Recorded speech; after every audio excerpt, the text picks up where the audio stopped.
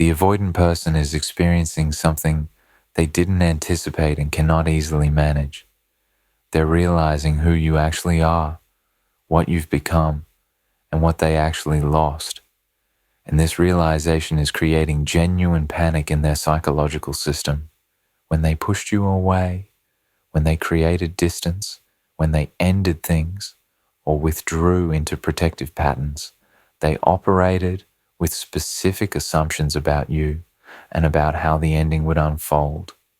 They assumed you would wait for them, that you would remain stuck, pining, and hoping for their return, that you would be diminished by their absence, that you would fit neatly into their narrative about relationships and about their own importance.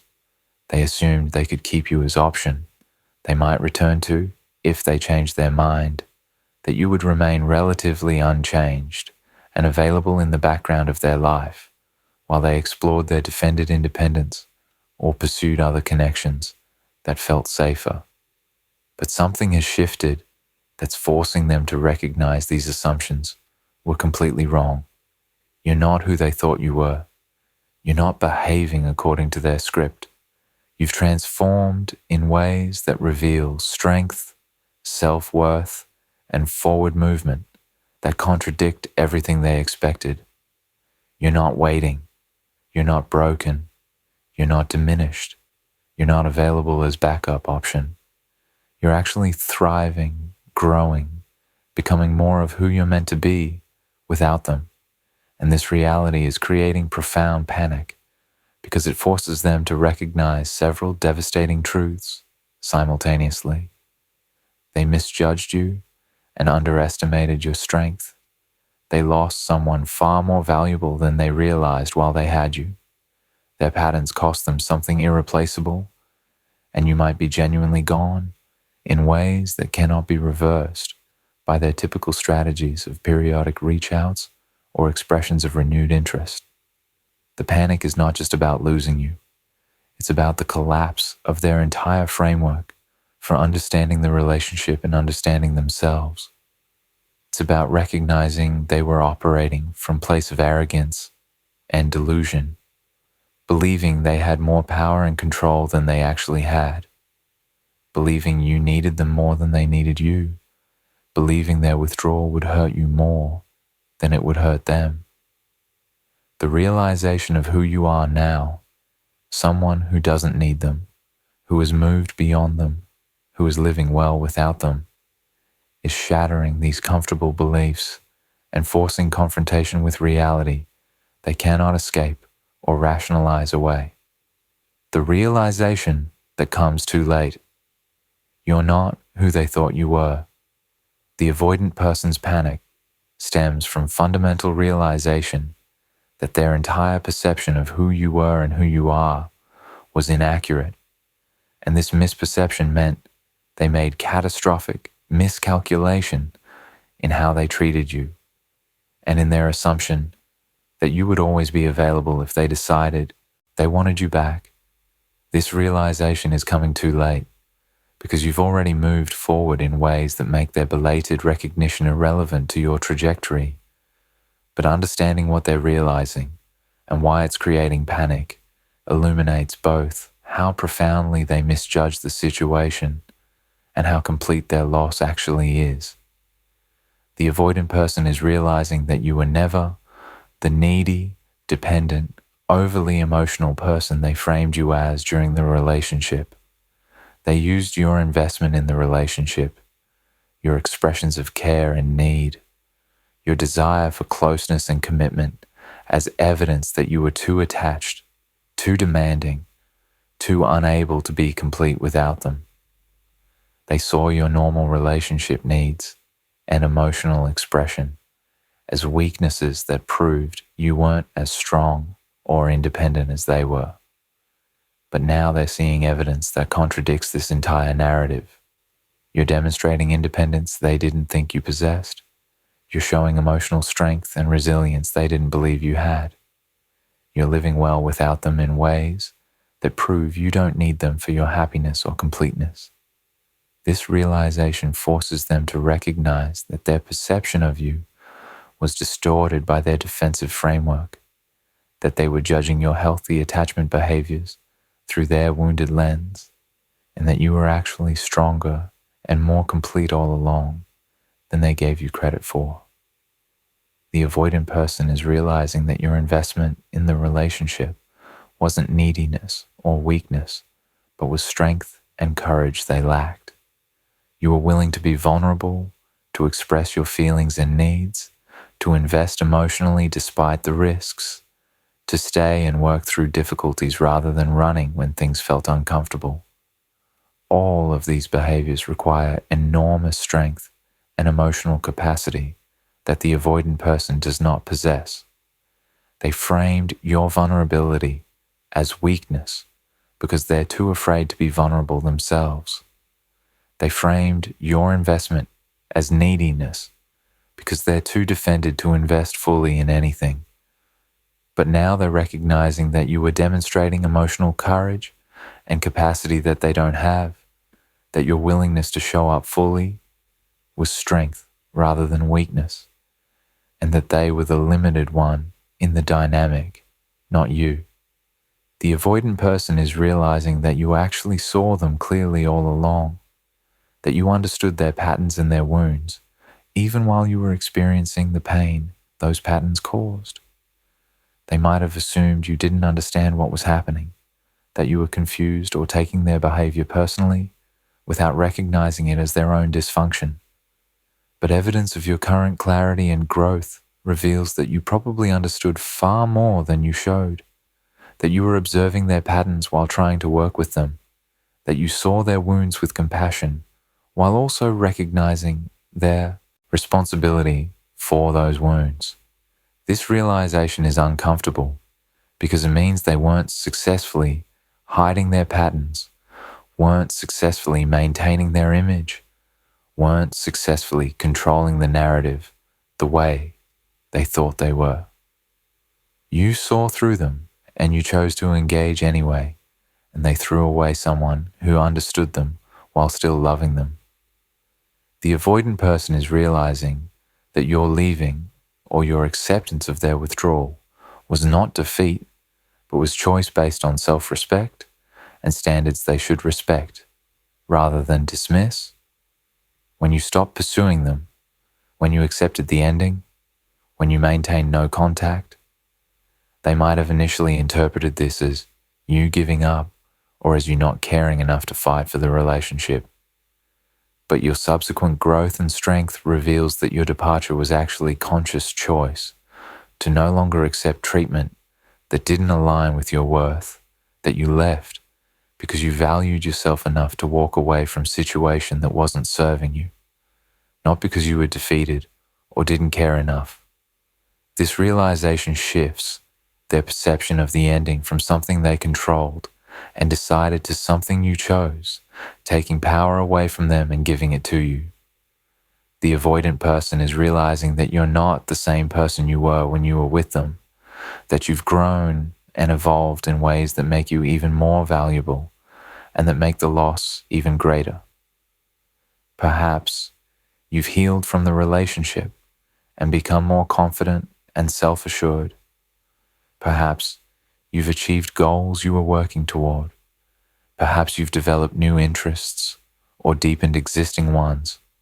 Perhaps you're simply more at peace and more genuinely happy than you were when dealing with their inconsistency.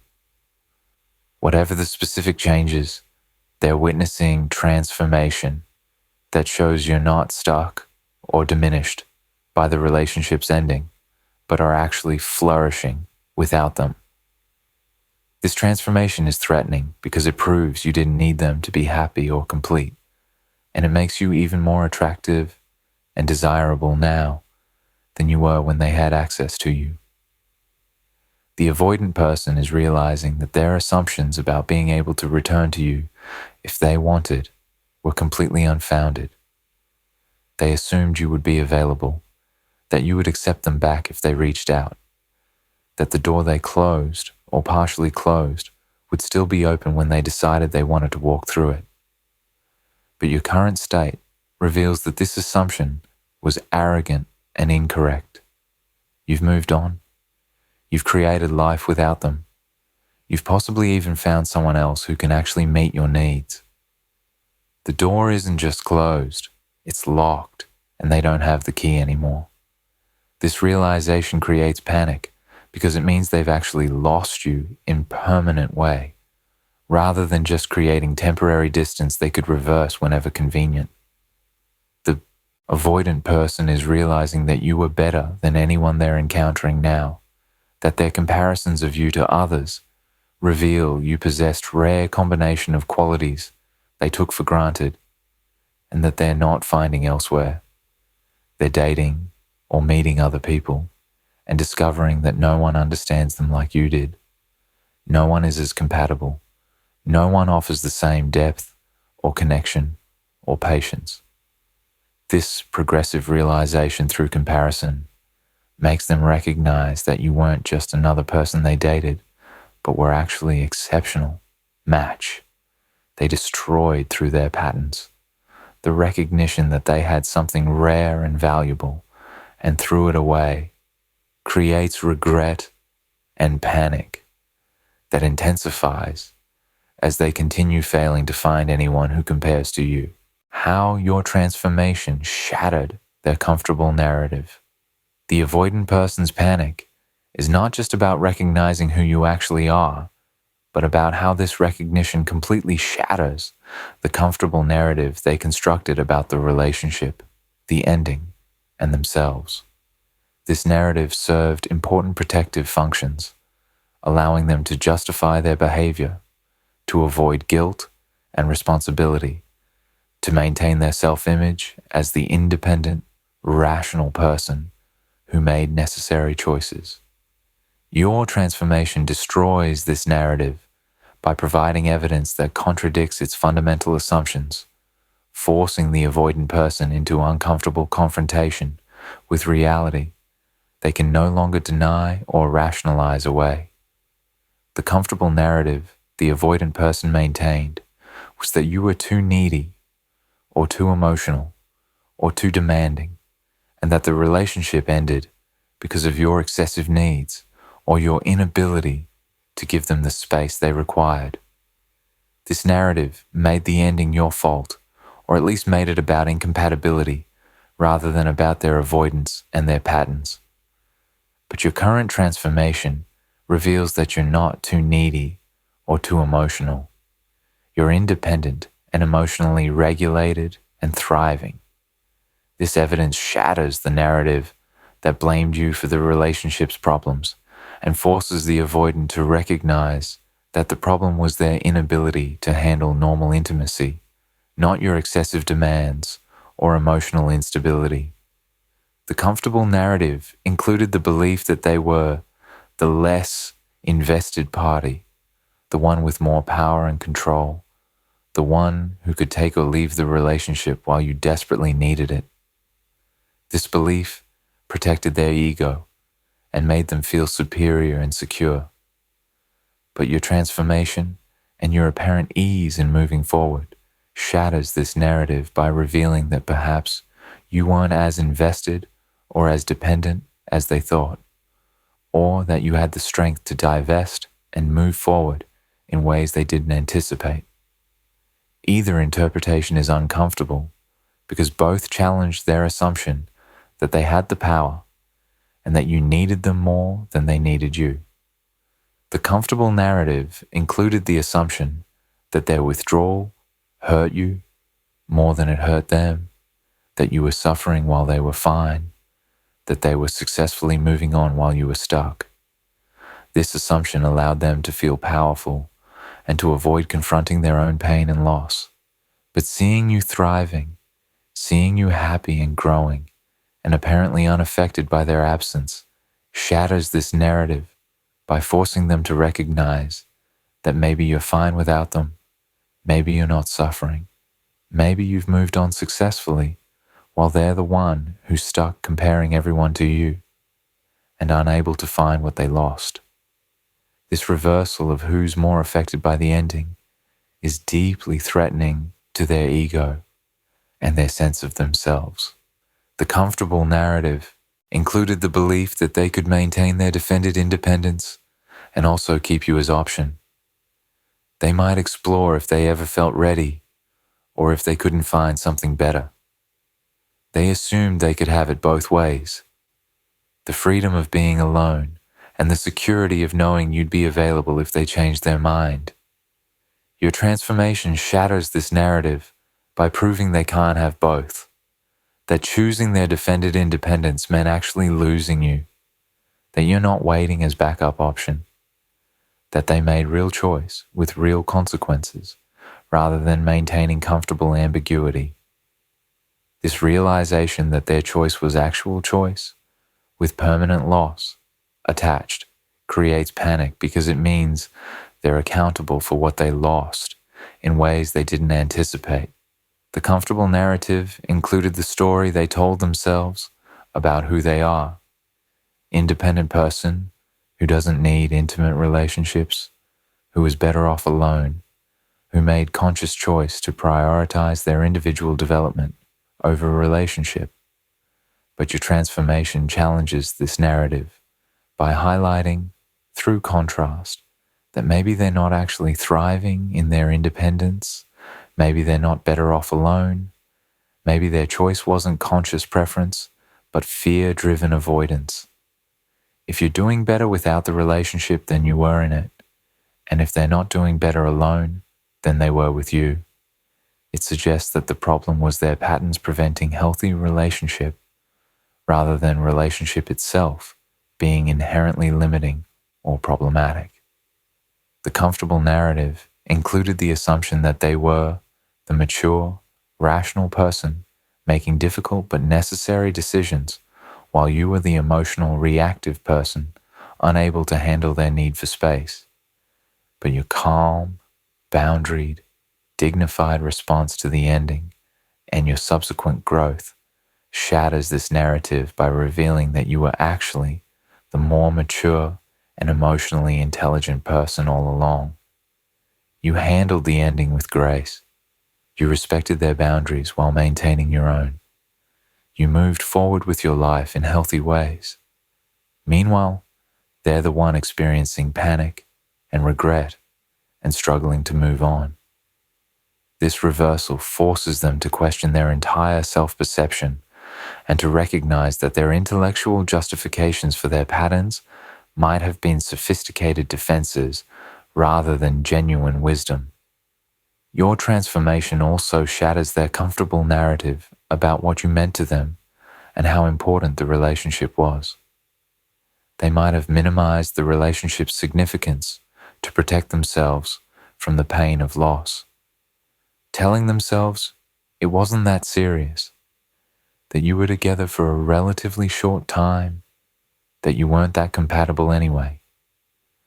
But their current panic and their inability to stop thinking about you reveals that these minimizations were defensive lies. The relationship did matter. You did matter. The loss is significant. Your transformation forces this truth to the surface, because if you truly didn't matter, they wouldn't care how you're doing, or wouldn't be affected by seeing you thriving. The panic, when they see you're not waiting or broken. The avoidant person's panic reaches its peak when they fully recognize that you're not waiting for them and you're not broken by their absence. These two realizations combine to create psychological crisis because they violate the fundamental assumptions that allowed the avoidant person to maintain their defended position comfortably. Understanding what this panic feels like and what it's forcing them to confront illuminates both the depth of their miscalculation and the completeness of their loss. The realization that you're not waiting manifests through specific observations that the avoidant person makes or information they receive. Perhaps they see that you've removed or blocked them from social media, signaling you're not maintaining connection or monitoring their life.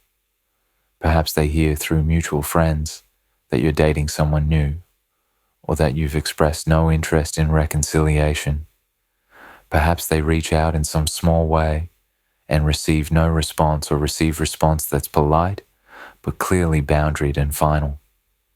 Perhaps they see you in person or in photos looking happy and engaged with your life in ways that don't include any space for them.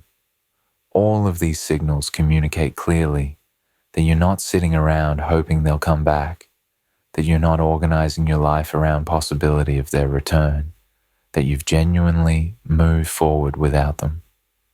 This realization that you're not waiting creates panic because it removes the safety net the avoidant person didn't realize they were depending on. They assumed that their withdrawal was reversible, that they could come back whenever they wanted, and you would be receptive.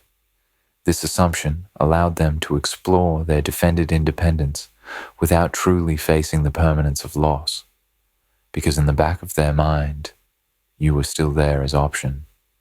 But discovering you're not waiting means the choice they made actually had permanent consequences, that the door has closed, that they can't reverse course simply by deciding they want to. This permanence of loss is terrifying because it means they're accountable for what they've lost in ways they didn't fully accept before. The realization that you're not broken by their absence is equally threatening and comes through observing that you're actually thriving rather than suffering.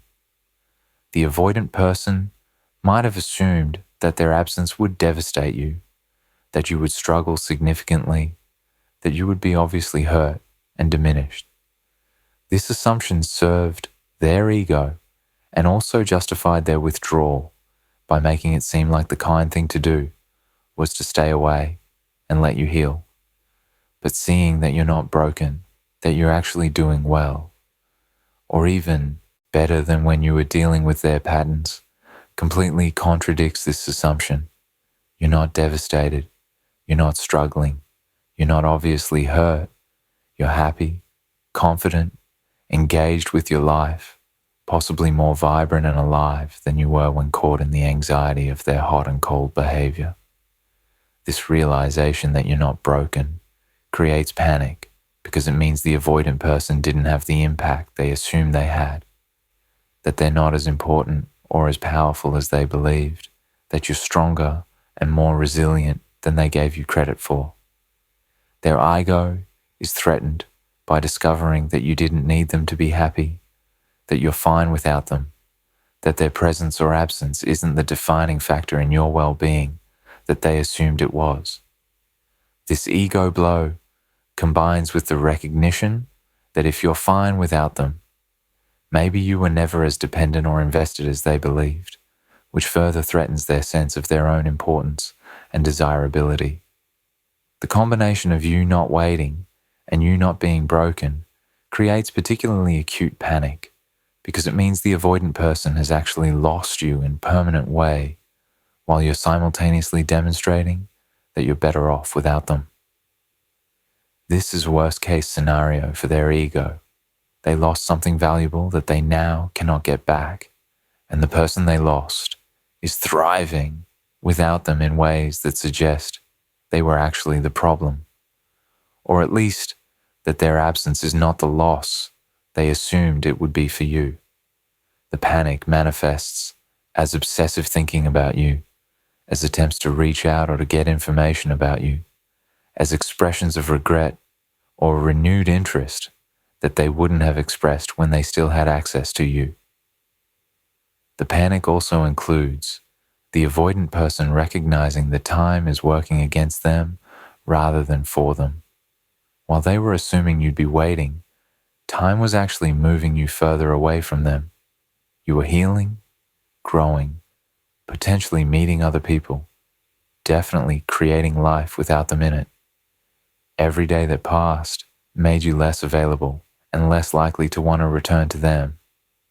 This recognition that time has been eroding their position rather than preserving it creates urgency and panic because it means that even if they've realized their mistake, they might be too late to do anything about it, that the opportunity to have you has passed while they were busy protecting themselves from the intimacy you were offering. The avoidant person's panic includes recognition that your lack of waiting and your thriving are connected. You're doing well, precisely because you're not waiting for them, because you redirected the energy you were investing in the relationship toward your own life and growth, because you stopped tolerating their patterns and started honoring your own worth. This connection means that any return to them would likely require you to stop doing well, to stop thriving, to go back to the anxiety and pain that characterize being with them. The avoidant person might recognize this on some level and realize that asking you to come back is asking you to sacrifice your well-being for their comfort, which makes the request feel impossible, even as they desperately want to make it. Why their panic changes nothing about what you should do. The avoidant person's panic, their belated realization of who you are and what they lost, their recognition that you're not waiting and not broken, all of this creates dramatic shift in their internal experience and might lead to attempts to reach out or to express renewed interest or to communicate their regret. But as significant as their panic might be to them, it changes nothing about what you should do or about whether reconnection would be wise. Understanding why their panic is irrelevant to your decisions protects you from being pulled back into dynamics that hurt you and from sacrificing your growth for their comfort. The first reason their panic changes nothing is that panic is not the same as capacity. The avoidant person might be panicking about losing you, might desperately want you back, might recognize they made a terrible mistake. But these feelings and recognitions don't mean they've developed the capacity to actually show up differently in relationship with you. Capacity requires sustained work to address attachment wounds, to develop ability to tolerate intimacy without fleeing, to practice vulnerability and emotional presence consistently. Panic is emotional response to loss. It's not therapeutic work. It's not changed attachment patterns. The same person who panicked about losing you is the same person who pushed you away when you were available. The panic doesn't change their fundamental capacity or their defensive patterns. The second reason their panic is irrelevant is that it's motivated by loss and scarcity rather than by genuine readiness for the intimacy relationship requires. The avoidant person wants you more now that you're unavailable because unavailability reduces the threat of actual intimacy. They can pine for you and panic about losing you without having to actually be vulnerable or to sustain emotional presence with you. If you became available again, if you took them back, their panic would likely subside and their typical patterns would reassert themselves. The anxiety about losing you would be replaced by the anxiety about being too close to you, and the push-pull dynamic would resume. Their panic is about the fear of permanent loss, not about genuine desire to do the uncomfortable work that being with you would require. The third reason their panic changes nothing is that responding to their panic by making yourself available again would teach them that their patterns have no lasting consequences, that they can push you away and pull you back repeatedly without having to change. If you return because they're panicking, you confirm that their withdrawal is reversible, that you'll always be available when they want you, that they don't have to respect your boundaries or meet your needs because you'll accept them back regardless. This lesson ensures they'll repeat the pattern because they've learned it works. They can have the relief of distance when intimacy feels threatening, and they can have you back when the distance becomes uncomfortable. The only way they might develop motivation to actually change is by experiencing real consequences for their patterns, and your continued absence is one of the only consequences that might create sufficient discomfort to motivate the difficult work of change. The fourth reason their panic is irrelevant is that you've built something valuable in their absence, and going back to them would likely require sacrificing what you've built. You've healed, you've grown, you've created life that doesn't include tolerating their patterns. You've developed stronger boundaries and clearer sense of your worth. Going back to them would mean re-entering the anxiety and instability that their inconsistency creates. It would mean accepting less than you deserve. It would mean abandoning the standards you've developed for how you want to be treated. The cost of responding to their panic by taking them back is your own well-being and growth, which is far too high price to pay for someone who hasn't demonstrated they've developed capacity to treat you better. The fifth reason their panic changes nothing is that their panic might be temporary phase that will pass once they find new distraction or once they successfully suppress their feelings again. Avoidants often experience periods of intense feeling and panic when loss becomes real, but these feelings don't necessarily lead to sustained motivation for change. The panic might drive them to reach out or to express regret, but once they've expressed it, once they've gotten some response from you, the intensity often fades and they return to their defended baseline. If you respond to their panic by engaging with them, you might get a brief period of their renewed attention and investment, but it's likely to be followed by another withdrawal once their panic subsides and their intimacy anxiety reasserts itself. The sixth reason their panic is irrelevant is that it's still fundamentally about them and their feelings, rather than about you and your needs. They're panicking because they're uncomfortable, because they're experiencing loss, because their ego is threatened, because they're recognizing their mistake. But their panic is not about understanding what you needed and deserved from them, not about recognizing how their patterns hurt you, not about developing empathy for your experience. It's self-focused panic about what they've lost, not other-focused recognition of what they put you through. This self-focused quality means that even if you responded to their panic, the relationship would still be centered on managing their comfort and their needs rather than on meeting yours. The seventh reason their panic changes nothing is that you deserve someone who chooses you consistently, not someone who only recognizes your value when you're gone. The avoidant person had you. You were available. You were invested. You were offering relationship. They chose their defenses over you. They chose distance over intimacy. They chose protection over partnership. The fact that they're panicking now doesn't change that. When you were actually there, when choosing you was actually an option, they chose differently.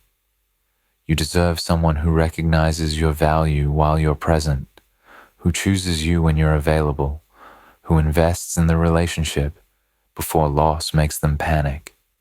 Their belated recognition of what they lost is too late to matter, because the time to choose you was when they had you, and they chose their patterns instead. The healthy response to the avoidant person's panic is to maintain your boundaries, to continue moving forward with your life, and to recognize that their internal crisis is theirs to manage, not yours to resolve.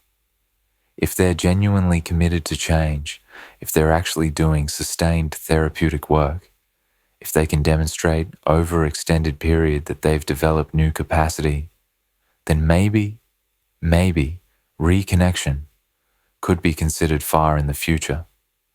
But their panic alone, their regret alone, their recognition of what they lost alone, these are not sufficient reasons to return.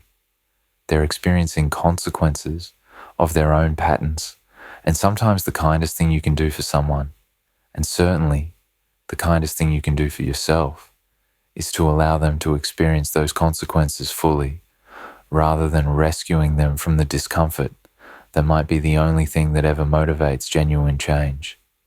Their panic is real, but it's not your problem to solve, and solving it by making yourself available again would sacrifice your well-being for their comfort, repeating the pattern that characterized too much of your relationship already.